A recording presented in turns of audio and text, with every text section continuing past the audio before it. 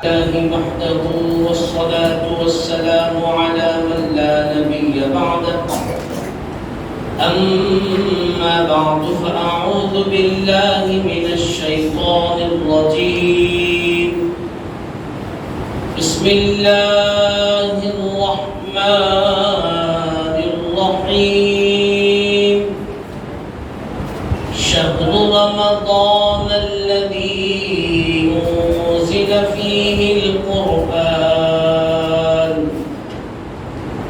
هدى للناس وبينات من الهدى والفرقان صدق الله العظيم وبلغنا رسوله النبي الأمين الكريم ونحن على ذلك لمن الشاهدين والشاكرين والحمد لله رب العالمين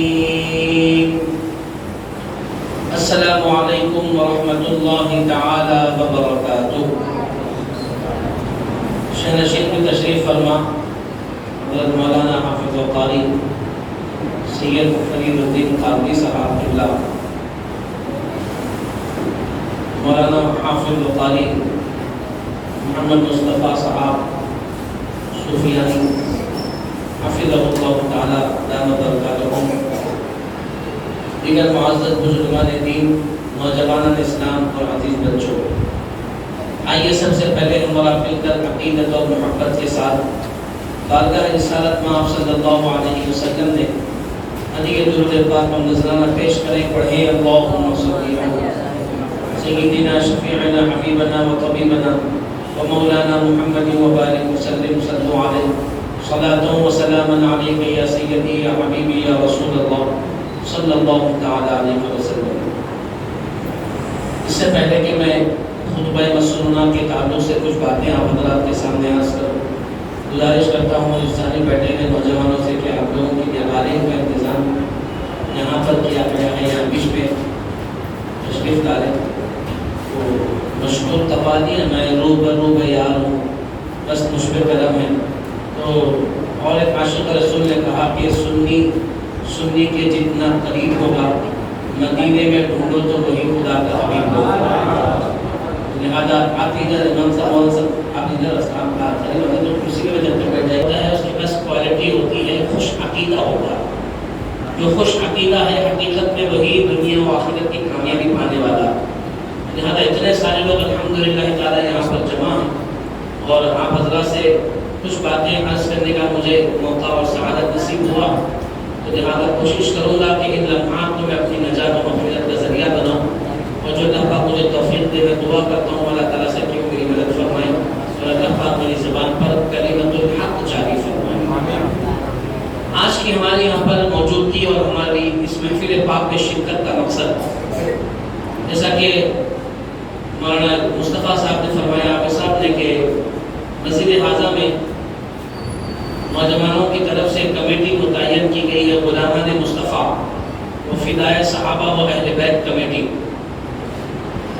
اور علماء نظامی آرگنائزیشن، یہ دونوں کمیٹیوں کی اشتراک، آرگنائزیشن اور کمیٹی کی اشتراک سے مسجد حاضہ میں نوجوانوں کی کوششوں سے الحمدللہ ماہانہ والی اجتماع مقرر کیا گیا، اور اس کا مقصد یہ ہے کہ ہم اس محلے میں رہنے والے تمام ہمارے بھائیوں کو اور گھروں میں رہ کر سننے والی ہماری ماں اور بہنوں کو عقائد اہل سنت و جماعت سے واقف کرائیں، دین کے مسائل بتائیں، انبیاء کرام خصوصاً آقا کریم صلی اللہ علیہ وسلم کی شان و عظمت بتائیں، حضرات صحابہ کرام و اہل بیت اطہار کی شان و مقام و مرتبے سے لوگوں کو واقف کروائیں، اور جو عقائد ضروریہ ہے اور اعمال صالحہ ہیں ان تمام باتوں سے عوام اہل سنت کو واقف کرانا اس ماہانہ والی اجتماع کا مقصد حقیقی ہے۔ اور اسی مقصد کے تحت الحمدللہ لوگ نوجوان کوشش کر رہے ہیں، علماء اکرام کو دعوتیں دے رہے ہیں اور علماء اکرام بھی تشریف لا رہے ہیں۔ میں بھی نوجوانوں کے ساتھ اس کمیٹی کا ایک حصہ ہوں، میں کوئی مہمان نہیں ہوں، الحمدللہ میں بھی ان کے ساتھ کوشش کرنے والا ایک ادنا سا طالب علم ہوں۔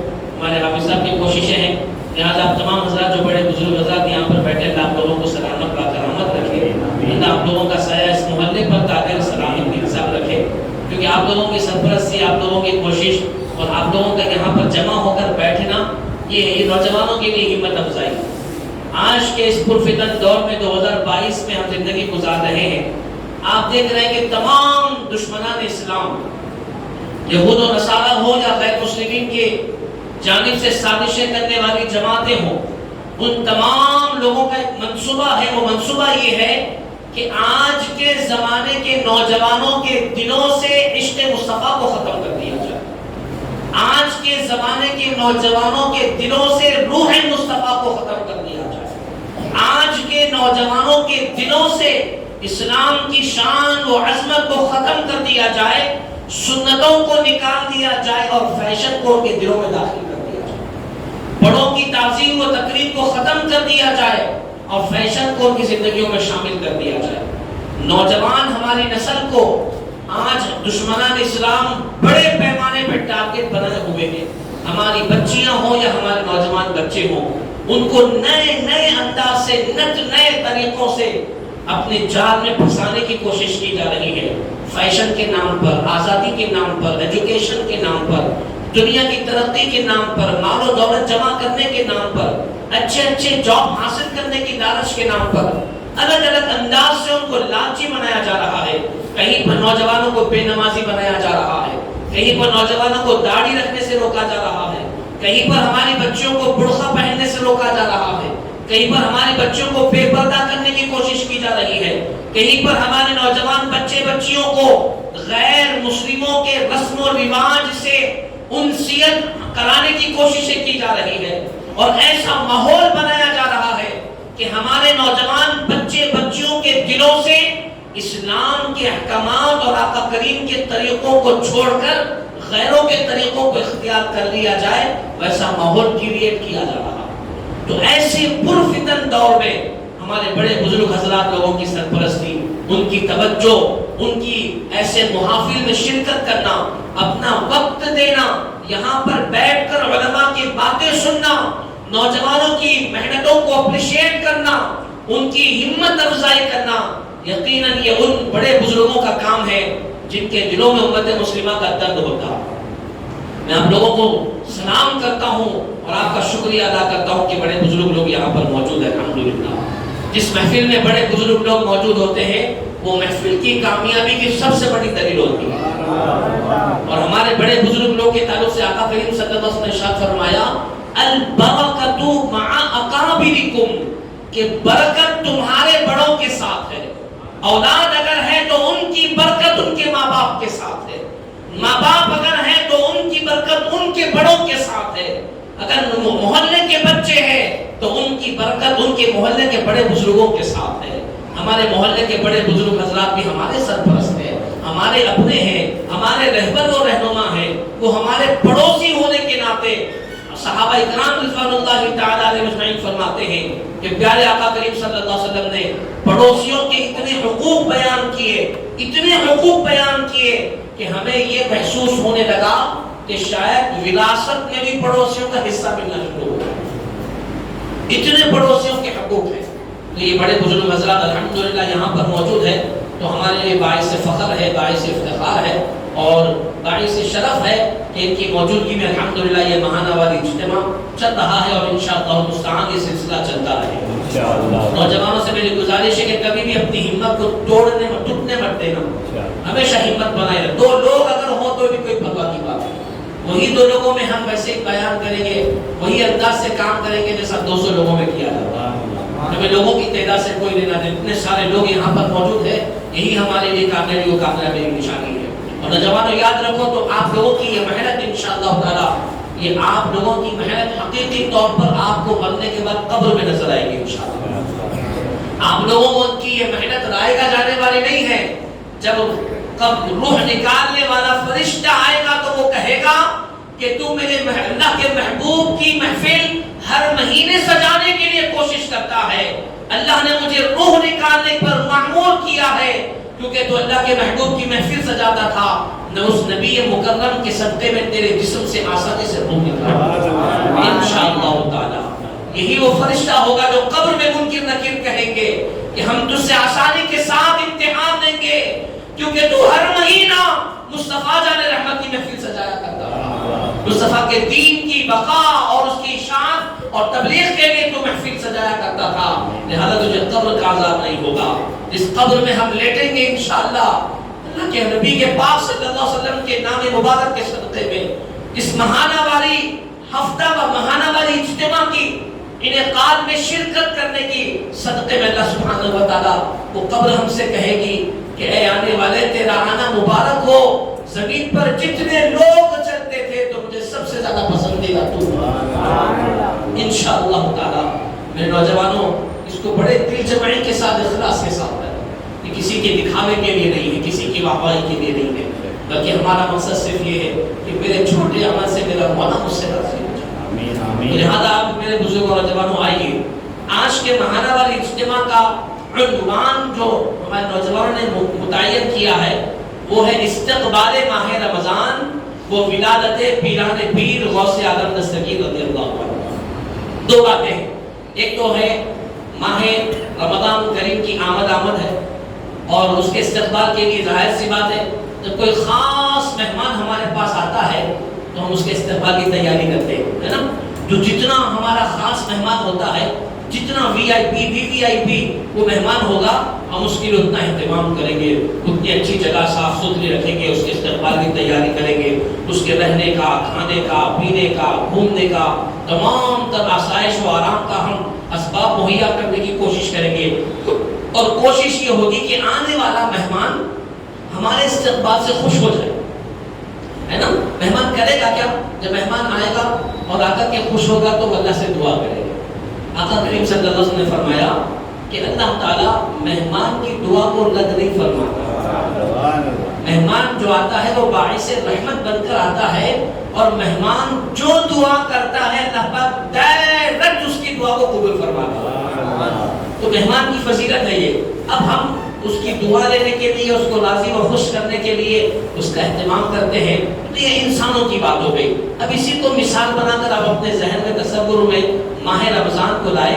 جب ہم ماہ رمضان کے آنے کی تیاری کریں گے، خوشی کا اظہار کریں گے، اور ہم پلان کریں گے کہ کس طرح رمضان کا استقبال کریں، کس طرح رمضان کا اہتمام کریں، اور رمضان جب آئے ہم اس کی شایان شان استقبال کر اس کا اہتمام فرمائیں گے، اور رمضان آ کر کے گزر جائے گا تو جاتے جاتے رمضان ہم کو بخششوں کے پروانے دیتا ہوا جائے گا، جاتے جاتے رمضان ہم کو اپنے رب سے ملا کر کے جائے گا، جاتے جاتے رمضان ہماری دنیا و آخرت کو سنوار کر جائے گا، جاتے جاتے رمضان ہماری سفارش رب تعالیٰ کے حضور فرما کر کے جائے گا انشاءاللہ۔ تو رمضان کا استقبال کس طرح سے کیا جائے؟ آپ نے بارہا سنا ہوگا، استقبال ماہ رمضان، استقبال ماہ رمضان۔ جیسا میں نے عرض کیا، اگر کوئی مہمان انسان کی شکل میں آئے تو ہم اس کے لیے انتظامات کرتے ہیں، گاڑی کا انتظام، ہوٹل کا، روم کا، کھانے پینے کا۔ اب رمضان تو کوئی انسانی شکل میں نہیں آنے والا، ہم اس کے لیے گاڑی نہیں بھیج سکتے، اس کے لیے روم نہیں رکھ سکتے، پھول نہیں پلا سکتے، کھانے پینے کی ضرورت نہیں ہے، تو اس کا استقبال کیسے کیا جائے؟ تو ہمارے بزرگان دین صوفیہ کرام نے فرمایا کہ استقبال ماہ رمضان کا مطلب یہ ہے کہ رمضان کا مقدس مہینہ آنے سے پہلے ہم مکمل رمضان کے مہینے کو گزارنے کا شیڈول بنا لیں، اس کی ترتیب بنا لیں کہ ہم کس انداز سے ماہ مبارک کو اہتمام کریں گے، کس طریقے سے ہم ماہ مبارک کو گزاریں گے، ہم کس انداز سے ماہ مبارک کو گزارنے کے لیے کوشش کریں گے۔ مثال کے طور پر رمضان کا مہینہ شروع ہوا تو تہجد کی نماز، سحری، اسی طریقے سے دن بھر کے نمازیں، فجر کی نماز، اس کے بعد تلاوت قرآن، اشراق کی نماز، اس کے بعد آرام ہوگا، پھر نماز ظہر، نماز عصر، نماز مغرب، افطار، اس کے بعد پھر نماز عشاء، تراویح، اتنی عبادتوں کا موقع ہے، ٹھیک ہے۔ اب ہم شیڈول اس انداز سے بنائیں گے کہ میں تہجد کے لیے کب اٹھوں گا، نیت یہ کرے رمضان آنے سے پہلے کہ انشاءاللہ میں پورا مہینہ ایک دن بھی تہجد کی نماز کو نہیں چھوڑوں گا، اگر سے کہ 4 رکعت ہی کیوں نہ ہو، کم سے کم 4 رکعت، زیادہ سے زیادہ 12 رکعت پڑھ سکتے تہجد کی، تو 4 رکعت بھی اگر آپ پڑھ رہے ہیں تو لہذا یہ نیت کریں کہ میں پورا مہینہ پڑھوں گا، ٹھیک ہے۔ اس کے بعد سحر ہے، فرمایا آقا کریم صلی اللہ علیہ وسلم نے سحری کیا کرو کیونکہ اللہ نے تمہارے لیے سحری میں برکت رکھا. تو جو چیز میں برکت ہے اس کا اہتمام کرنا, اچھے سے وقت کا لحاظ رکھتے ہوئے سحری کرنا. نہیں اٹھنے سکون سے بیگم کو بولیں, امی کو بولیں ہمیں کو آخر وقت میں اٹھاؤ, آخر کے سیرنا بجنے موٹر پہ اٹھ کے کھا رہے اور بول رہے نہیں اذان ہوئی تک کھا سکتے نا, بس لوگ اذان ہوئی تک کھاتے رہتے. یہ اہتمام کے خلاف. فجر کی اذان ہونے کا مطلب یہ ہے کہ فجر کا وقت شروع ہو جانا, سحر کا وقت ختم ہو جانا. ہمارے مہمان عالم دین مولانا مفتی محمد خالد یافعی صاحب قبلہ تشریف لا چکے ہیں. انشاءاللہ تعالی حضرت کا خصوصی خطاب آپ کو سماعت کرنا. یہ علماء نظامیہ, یہ فیضان شیخ الاسلام بانی جامعہ نظامیہ امام انوار اللہ فاروقی علیہ رحمۃ اللہ رضوان ہے, کہ جن کا فیض 100 سال سے جاری ہے. انشاءاللہ آگے کئی 100 سال تک جاری, بلکہ قیامت تک جاری و ساری رہے گا انشاءاللہ. تو انشاءاللہ آپ کا بھی خطاب آپ کو سننا ہے انشاءاللہ ولادت غوث اعظم پر, اور ساتھ ساتھ رمضان کی فضیلت پر بھی آپ بیان فرمائیں گے. تو ابتدائی رمضان کے تعلق سے دو باتیں آپ کے سامنے عرض کر کے اپنی بات ختم کروں گا. تو میں عرض کر رہا تھا کہ جیسے ہی اذان شروع ہوئی تو سحر کا وقت ختم ہو گیا اور فجر کا وقت شروع ہو گیا. فجر کا وقت شروع ہونے کے بعد اگر کوئی بندہ کھائے تو اس کا روزہ نہیں ہوتا. یہ جو کانسیپٹ, جو سوچ ہماری بنی ہوئی ہے کہ فجر کی اذان تک کھا سکتے, اذان تک کھا سکتے, یہ بالکل غلط ہے. یہ سوچ ہمارے روزوں کو برباد کرنے کے لیے کافی. رمضان کے روزے بڑے قیمتی روزے ہیں, تو ہم یہ اہتمام کریں کہ میں کتنے وقت سے پہلے تک کھانا ختم کر دوں گا. اس کے بعد فجر کی اذان, اور اذان کے بعد سے فجر کی نماز تک تقریباً آدھا پون گھنٹے کا وقت ہوتا ہے. اتنی دیر میں آپ کون سے سوروں کی تلاوت کریں گے اس کی آپ شیڈول تیار کر لیں. اس کے بعد نماز فجر کون سی مسجد میں پڑھیں گے, مسجد طے کر لیں. جو لوگ مجبور نہیں ہیں, معذور نہیں ہیں, بیمار نہیں ہیں, پریشانی کچھ نہیں ہے, جان بوجھ کر اپنے گھر میں نماز جماعت چھوڑ کر پڑھیں گے تو ایسے لوگوں کی جماعت کا جو ثواب ملنا ہے, فرض نماز کا جو حق ادا ہونا ہے, وہ لوگ حق ادا کرنے والے نہیں ہو سکتے. تو لہٰذا ہرگز بھی گھر میں نماز پڑھنے کی کوشش نہ کریں. مسجد متعین کر لیں فجر شروع ہونے سے پہلے, اور آپ یہ نیت کر لیں کہ میں پورا مہینہ فجر کی نماز ہی مسجد میں پڑھوں گا, پہلی صف میں پڑھوں گا, جماعت کے ساتھ پڑھوں گا. لہذا نماز وہاں پر ادا کریں. اس کے بعد اشراق تک, فجر کی نماز کے بعد سے تقریباً 25 منٹ 20 منٹ, وہ تو آدھے گھنٹے کا ٹائم, اتنی دیر کے بعد اشراق کا وقت شروع ہو جاتا. اتنی دیر تک آپ بیٹھ کر ذکر کریں, سورہ یاسین پڑھیں یا کچھ بھی کریں, خاموش درود پاک پڑھیں.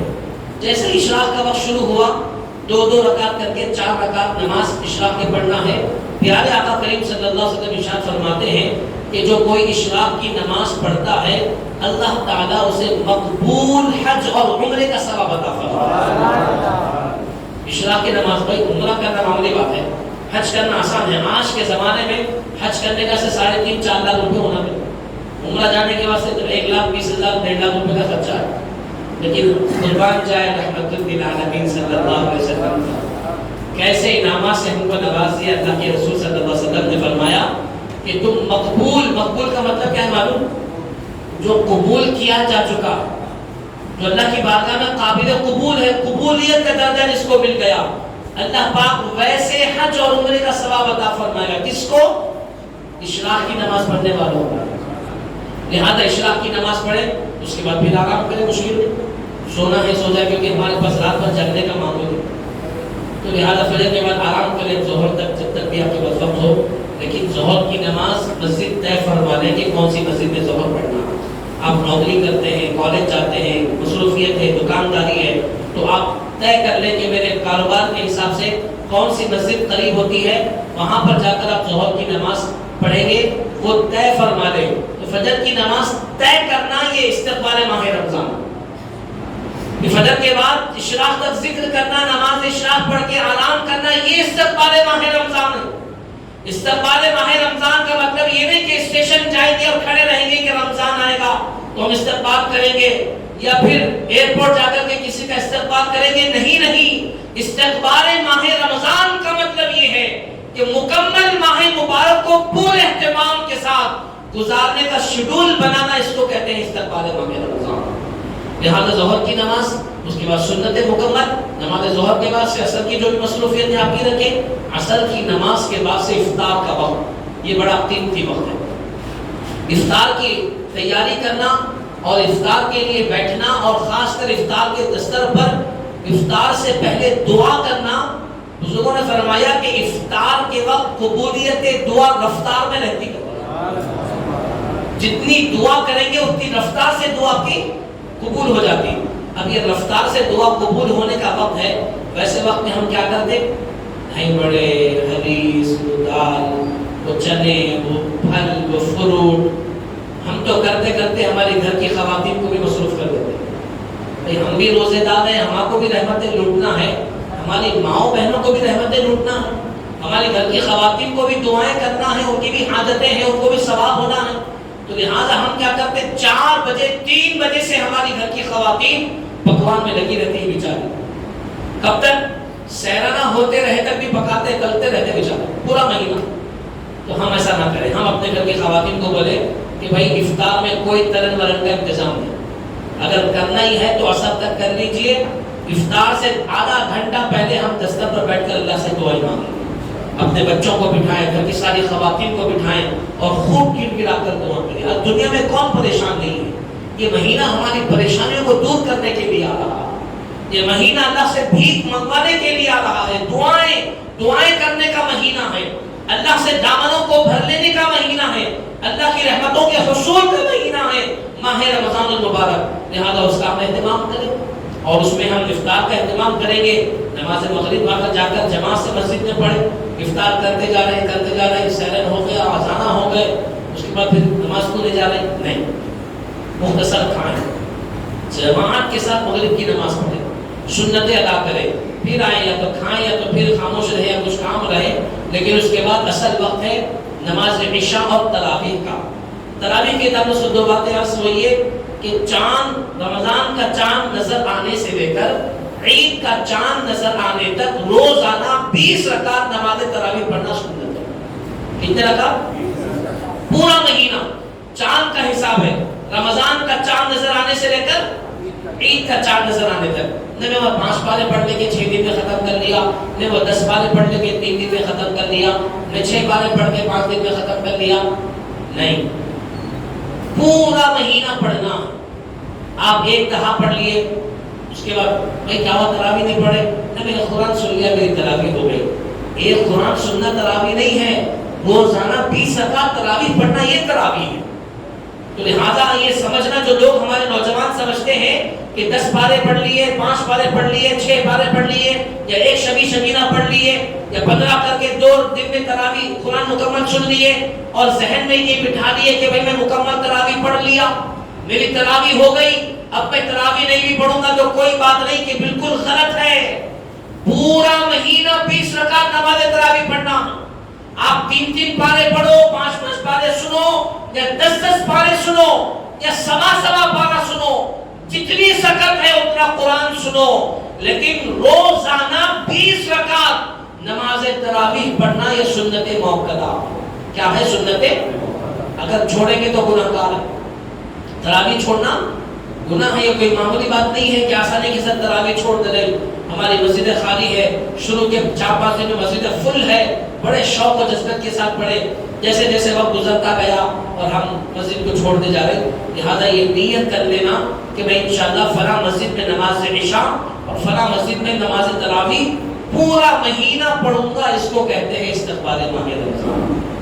تو ابھی سے آپ شروع کرا لیں، یہ ترتیب ہے کہ رات میں سونے کی ترتیب، تہجد میں اٹھنے کی ترتیب، یہ سارے اصول، سارے ضابطے، سارا شیڈول اور ساری ترتیب بنا لینا، اس کو کہتے ہیں استقبال ماہ رمضان المبارک۔ لہذا میری آپ حضرات سے گزارش ہے، اور جتنے لوگ سن رہے ہیں باہر رہنے والے، ان تمام سے، خصوصاً میری ماں اور بہنوں سے بھی گزارش ہے کہ آپ تمام استقبال ماہ رمضان کی تیاری اس انداز سے کریں کہ آپ کے ذریعے سے مکمل مہینے میں ہمارے گھروں میں ماحول ہو، تلاوت قرآن کا بھی ماحول ہو، بچے بھی روزے رکھے، بڑے بھی روزے رکھے، کسی بھی حالت میں روزہ نہ چھوڑے۔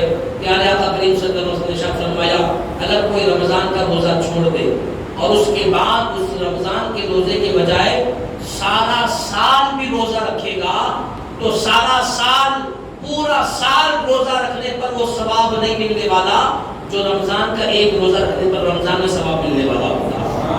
یہ رمضان کے روزے کی فضیلت ہے۔ ایک مرتبہ چھوٹ گیا تو سمجھیے بڑا تو خسارہ ہمارا ہو گیا۔ تو کسی بھی طرح روزہ نہ چھوڑے، اپنی صحت کا خیال رکھے، رمضان آنے سے پہلے اپنی خود حفاظت کرے۔ گرما کا موسم ہے اور اس میں خوب ٹھنڈا پی رہے، گلے خراب ہو جا رہے، کھانسی ہو جا رہی، احتیاط کریں۔ آپ رمضان کے روزے رکھنے کی نیت سے اپنی صحت کا خیال کرو گے تو اللہ پاک آپ کی صحت بھی اچھی رکھے گا اور اس کا اجر و ثواب بھی عطا فرمائے گا۔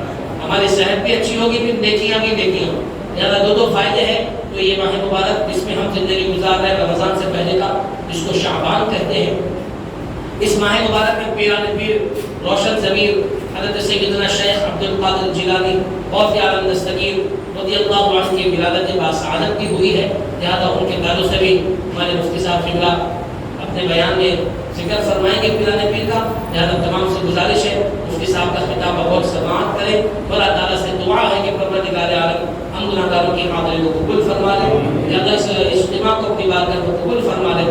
ماہانہ والی اجتماع یہ مقرر کیا گیا ہے، ہم تمام کو ہر مہینہ اس اجتماع میں شرکت کی توفیق عطا فرما۔ میرے مولا اس کا خوب فیض عام فرما دے، ہم گناہگاروں کی اس پوری دعا کو حضور پاک صلی اللہ علیہ وسلم کی صدقہ قبول فرما۔ والحمد للہ رب العالمین۔